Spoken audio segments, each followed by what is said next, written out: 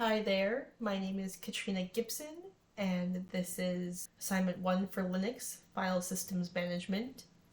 So for part 1 here, we're looking at software RAID, and I had already installed the 3 hard drives needed in the VMware. I am just going to type in lsblk just to show that they're here. So as you can see, SDB, SDC, and SDD, those are the ones I installed for this part 1 here. So first up, we are going to create primary partitions on each of the new drives that I installed. So to get started here, I'm going to type in fdisk for space /dev sd. Let's do sd. Actually, let's do sdb to start. It's always a good place to start. And we are going to create a new partition. So we'll click N, and we're going to select P for primary partition. For the partition number, we're going to go with the default of 1. The first sector, we are going to just press enter, so it will start at the beginning of the drive, and press enter again, so it will use the entire drive. T to change the partition type, we are going to change it to RAID auto detect, so FD.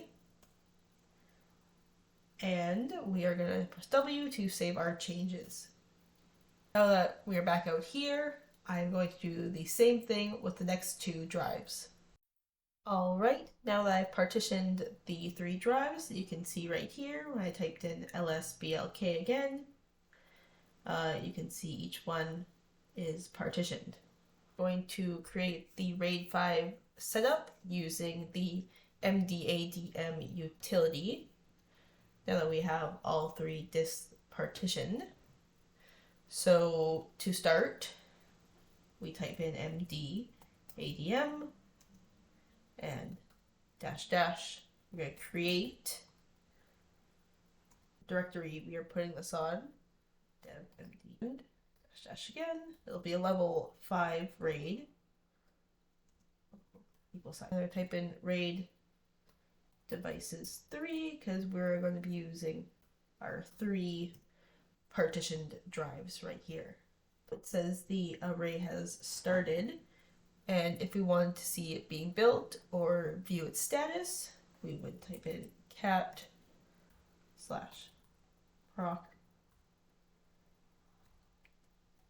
mdstat. So you can see here that it says active, RAID 5, and we have our 3 partitioned drives here. The health of your RAID, you would use the mdadm utility again, -- detail, and type in the directory that you would put the RAID in. So for our case, it was md0. See here, look at the health here, it's clean. All 3 of them are working, and 0 are failed. We're going to type in mdadm. We're going to manage.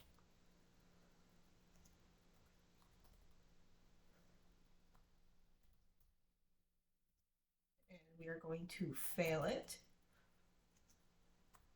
And we're just going to specify which one we are failing.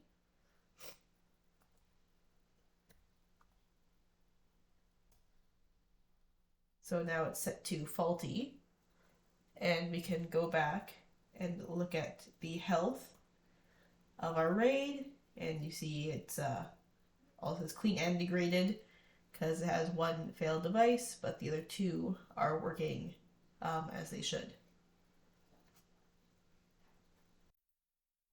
So now that the drive has failed, we are going to remove it. Instead of fail here, we're just going to change this to remove. That way it is gone. So it's hot removed from our RAID here. Um, Now we're going to add it back in because it should still be in good condition. So instead of remove, we're going to go add. And so we're going to add it back in there. So you see it says added, and we can just see here, see detail. So yeah, the one spare device, which is the one we re-added, 0 failed again, 3 are working. So it's clean, degraded, and recovering. And we are just going to look at the... So now that it is rebuilding with the re-added drive, we are going to take a look and see how that is working. So we're going to go back here. We'll look at active RAID 5, then we got the SDB1, SDD1, SDC1.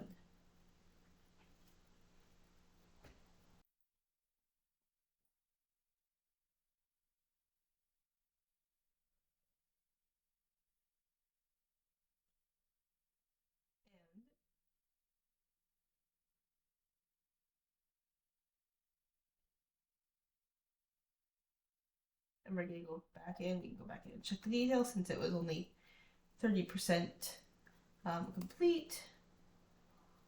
Actually see here now that it's fully rebuilt now. So now that that has been re-added and it's fully working again, we are going to make sure the RAID disk is boot safe. We need to update the MDADM configuration file so that it can recreate the array on when it boots up again. So to do that, so now we are going to type in this line of text here, and this is basically saying it's going to scan the current RAID array and append it to the config file so that the array will be recognized when we reboot. Since I'm using Linux Fedora, we are going to type in draw cut and we're going to force it just so that the changes will take effect when we reboot it. This would be different, say if you were using Ubuntu. We are just going to make sure our RAID array is associated with the device file. So we're going to list, and under the directory that we had under MD0, and we see here it's properly associated since we can see it here. So now we are going to reboot, and then we will check the RAID status to see if it worked. So now that we've rebooted, we are going to check the RAID status to see if it is still working. Let's see if we can here. There we are. And it is still active. So that means it worked. Well, here we can see it's just as clean as we left it, and nothing failed, nothing degraded, which is great. Which means that we have done our job and the RAID array is safe. So we're just going to look at the configuration file, make sure everything we had here it's on it. So we're going to see here we have the array inside it, and that just shows that it's boot safe. Now for part 2, using LVM, we are going to create 2 logical volumes. To start, we are going to prepare our RAID device for LVM. We are going to start by creating a physical volume, PV, on the RAID device. So PV create and our RAID device. Next, we are going to create a volume group. You can call it anything you want. We're going to go with VG RAID. Might as well, because VG create. And we're going to have it on our RAID device. obviously. So to start, for our first logical volume, we are going to make one called slash backup.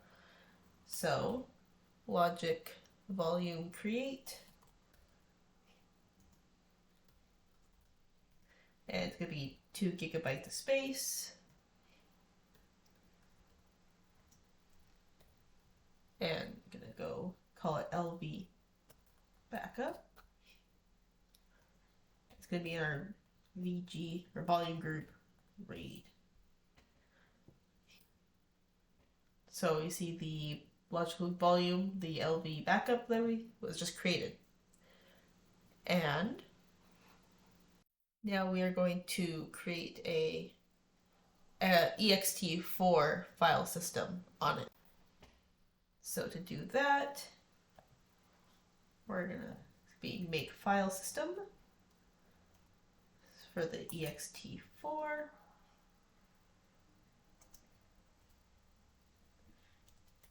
It's gonna be on the backup. And now we are going to do the same with our data logical volume. And it's going to be 3 gigabytes of space instead of 2. So that was created. So now we are going to create a file system, but this time it is not an ext4, it will be an XFS. So now it says log stripe unit is too large, but it's adjusted to fit in here. So continuing on, we are going to create mount points, and we're going to mount the volumes on there. So to start, we are going to make 2 directories, one called backup and the other one for data. Okay, now that those are made, we are going to mount the logical volumes. So for that, mount.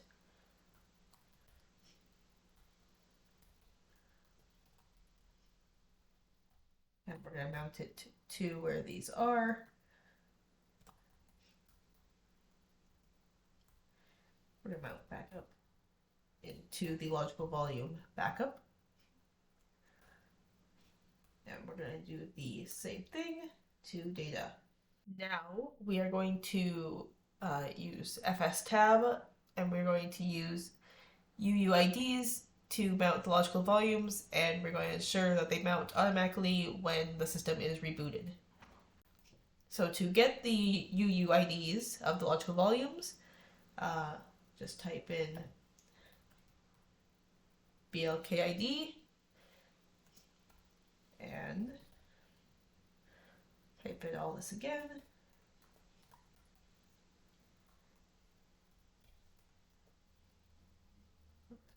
So now that we have the UUIDs of each one,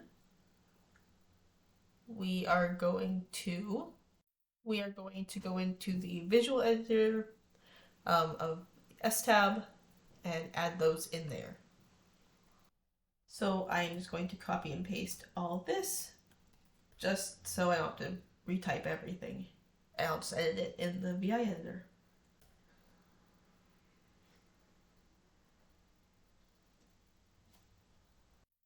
So to add those in, you get press I for insert, and just add it in here to save.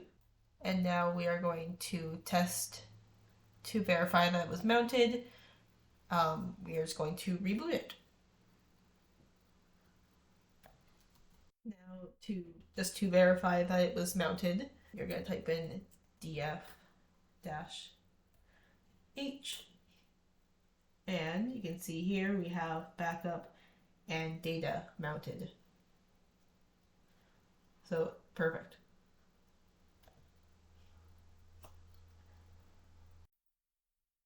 Now to make sure that the volume group has free space, we are going to use the VGS command and see. So it looks like we have about 4, or basically 5 gigabytes of free space. So if we want to resize the logical volume without unmounting, you're going to do LV, so logical volume, extend L, and we're going to add 1 gigabyte. We're going to add it to the backup, just to test.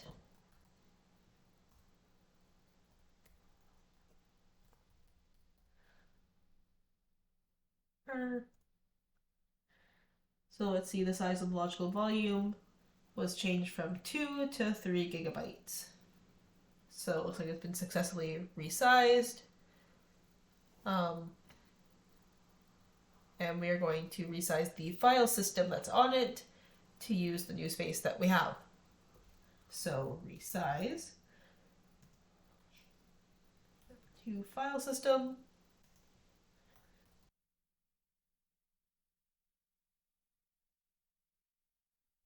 So it looks like the file system on backup is now longer. So it looks now that the file system on the logical volume on the backup is now taking up more room. And since that was successful, we are going to do it again with the data logical volume. Repeat the process with the file system. We're going to resize the file system. But since it is an XFS growth, we're going to do it to the data here. So now that has also been resized. And now just to verify that everything was resized, we are going to type in DFH again. And now we can see, so we got backups at 2.8 gigabytes and data's at 3.9. Where originally it was at 1.8 and 2.9. If you wanted to know file system types associated with each mount point, instead of DFH, it is DF capital T. So that will just show you the types.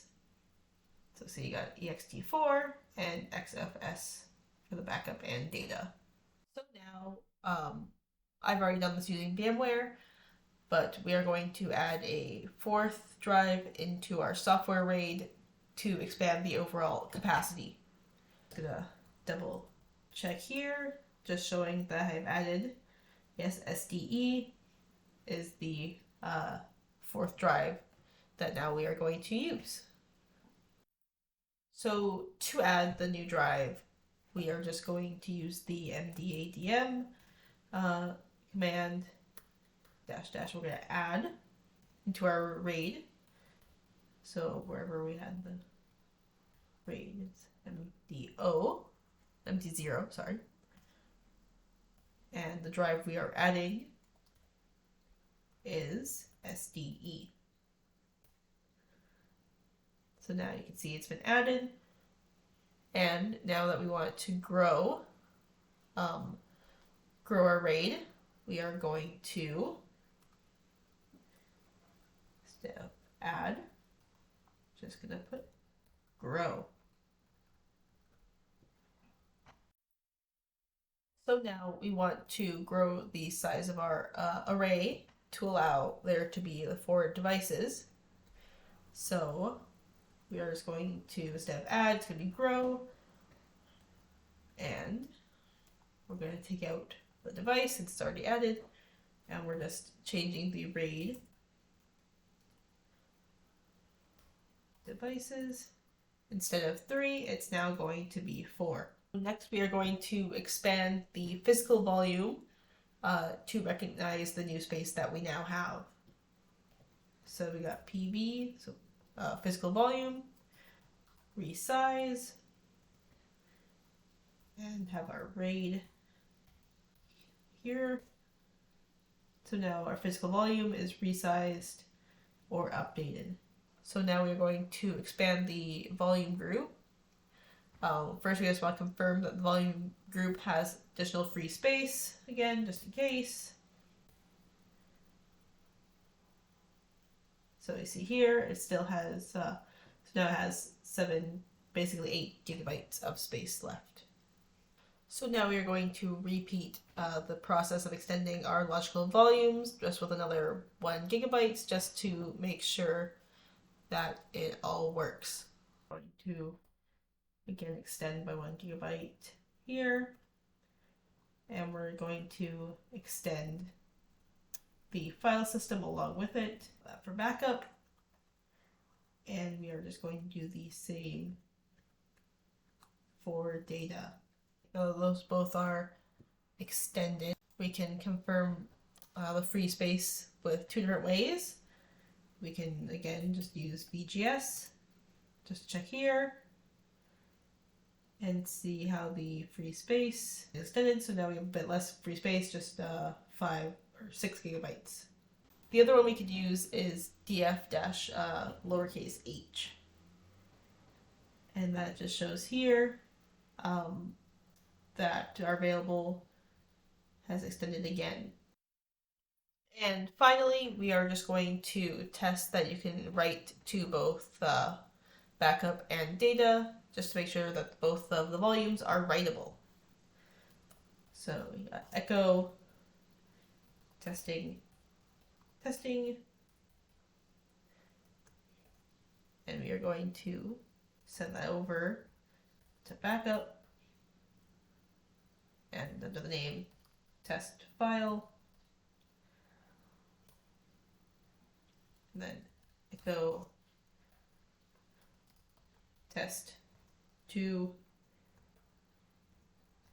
We're going to send that over to data with just test file 2.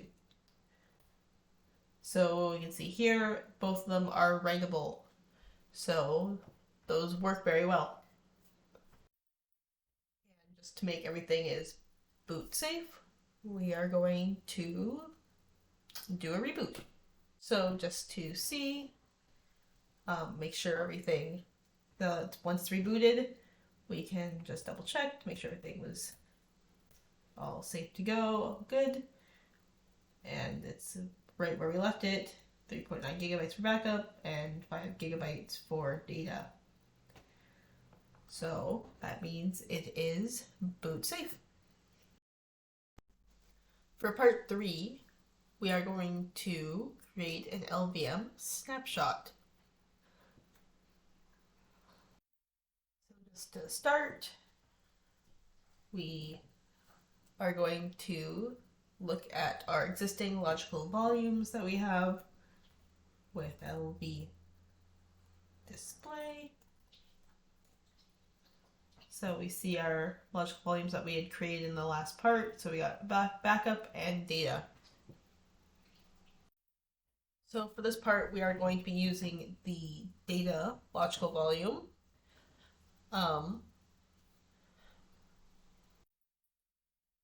And to create the snapshot, we are just going to type in this.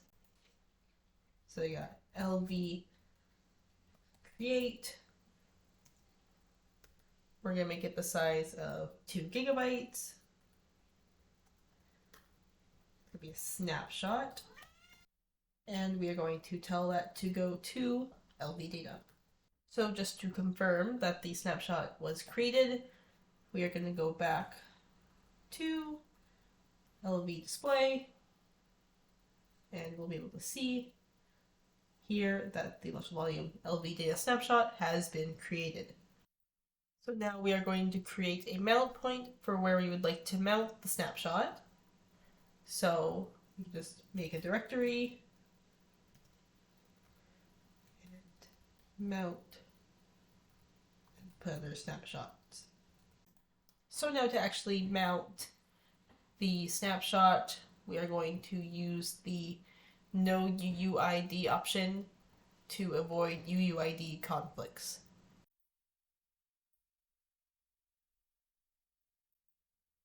So now that that's mounted, we just have to verify that it is in fact mounted. So we're going to do that by ls, so list, and we're going to look at where we mounted our snapshot. And we can see here, test file 2, which is what was in our data logical volume. So this is the copy of the original volume that we took the snapshot of. So that proves that this has worked, and now we can move on.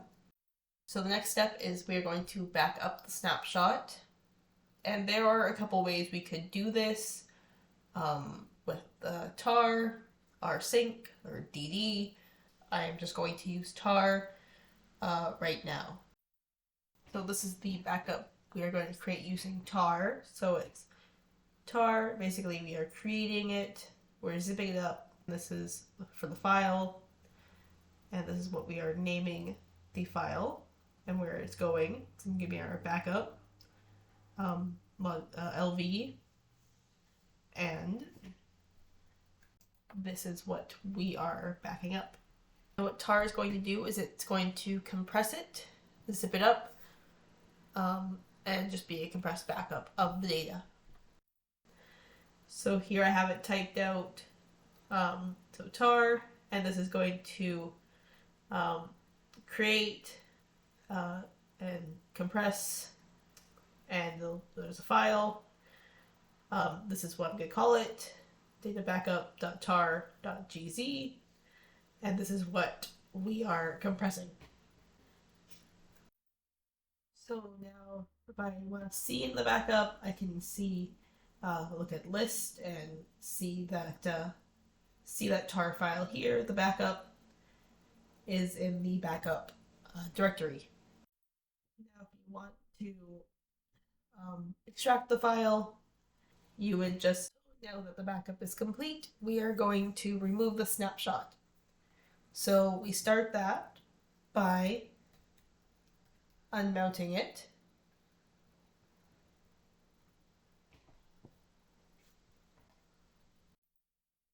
So now that the backup is complete, we are going to remove the snapshot to avoid. So now that the backup is complete, we are going to remove the snapshot. And to start, we are going to unmount it. And to finally remove it, we are going to use the LV remove command, or logical value remove. Remove it from where it was stored. You're going to confirm yes. So now it says the snapshot was successfully removed. And just to verify that it was removed, we are going to use LV display again.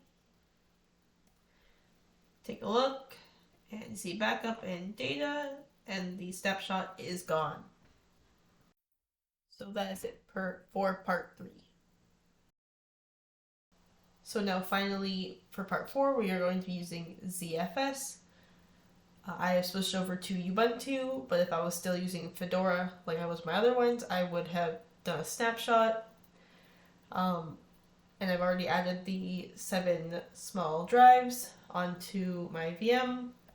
And you just see here, right here, B2H. So what we're going to do is we are going to create a RAIDs or RAID-Z pool using 3 of the 7 new drives that we had just installed. We just say Z pool create,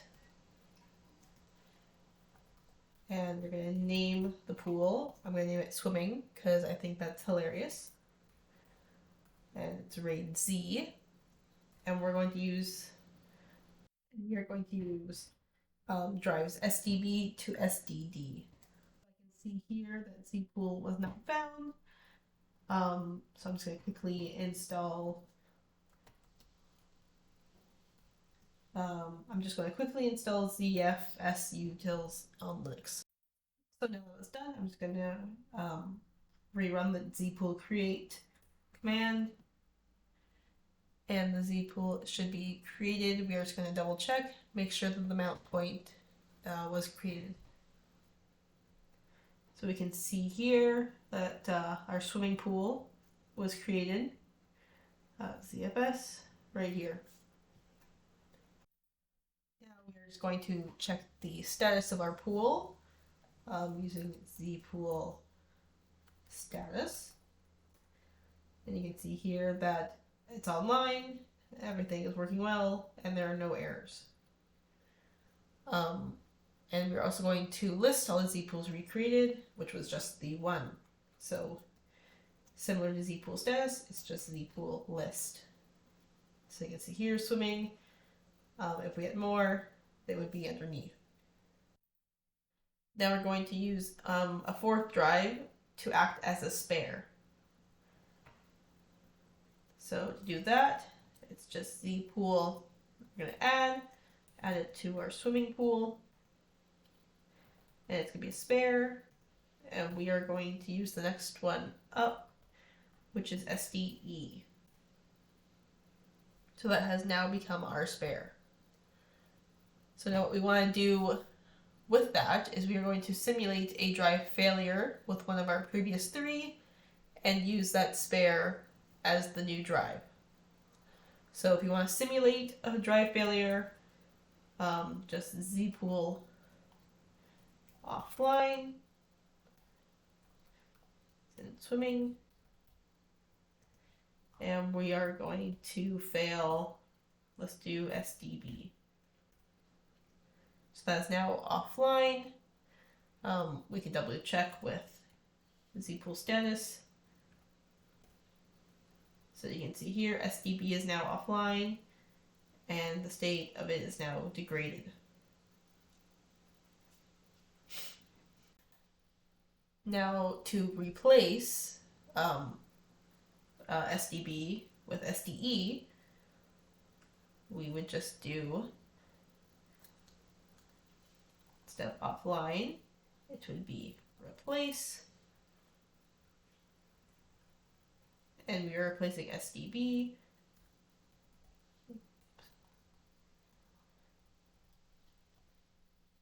with SDE.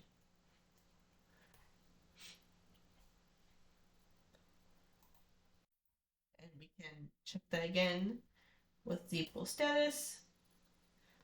And you can see since SDB is still offline, SDE is now online, and you see the spares here, it's now called in use instead of available as before. So if we want to expand the Z pool capacity using more drives, we are going to use our last three that we have, and we are going to, instead of spare, it's going to be add to our RAID Z. We are going to add the last three that we have, which is SDF, SDG, and SDH. And we can double check that it's gone through with using the Z pool list. And you can see that it has grown since we last saw it. It's now 11G, and it was 550 gigabytes.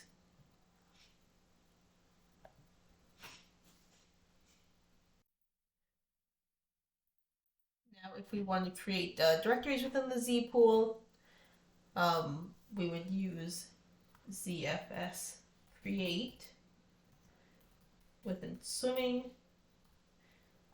We are going to call it as directory 1, so dir1, and we're going to do two directories, so next one will be directory 2. So now those are created. We are just going to double check with ZFS list just to take a look, and you can see directory 1 and directory 2 have been created. Now if we want to set quotas on those directories, we would just type in ZFS. We're going to set the quota for the directory 1. We are going to set it to 1 gigabyte. And it's in swimming. directory 1. And if you want to do the same thing, directory 2, but you want to set it to 2 gigabytes, do that as well. Just set directory 2. So now the quotas are 1 gigabyte for directory 1, 2 gigabytes for directory 2. If you want to confirm this, it's very similar. This, instead of set, it's get, and you just take out the 1 gigabyte. So you can see here, directory 1, it is now 1 gigabyte. And if you want to do the same thing for directory 2, its value is now 2 gigabytes. Now, if we want to create subdirectories, we would just use the regular mkdir make directory. Well, then swimming. Then directory 1, we are going to call it subdirectory 1. And we are going to put testing.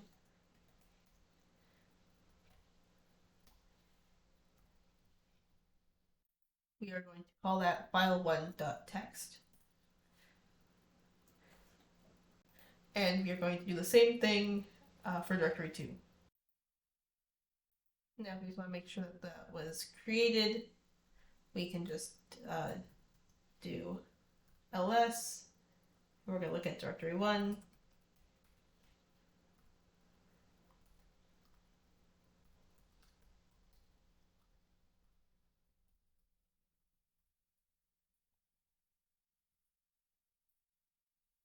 And you can see file1.txt is in there. Now we are going to create a snapshot. Then we're going to remove that file. And then we're going to bring it back using the snapshot that we created. So to create the snapshot to start, it's ZFS the snapshot. And we're going to have our Z pool name. So swimming. It's in directory 1. And we're going to call it snapshot 1.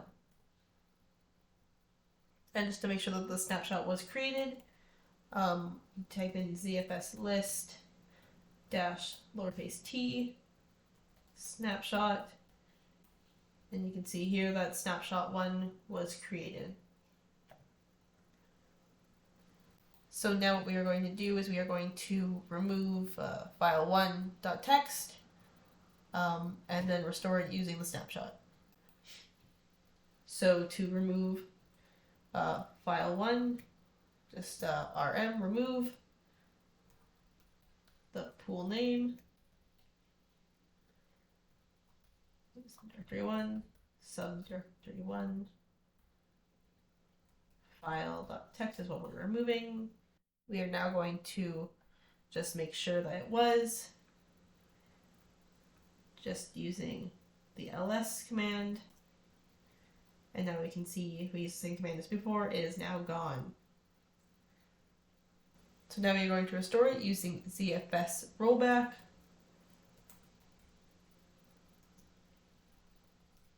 The pool name, it was directory 1, snapshot 1.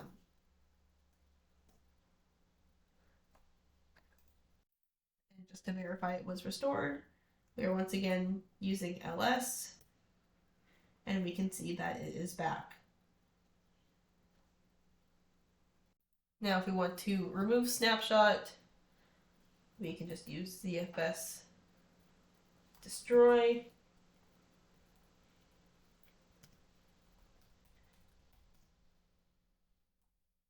And name.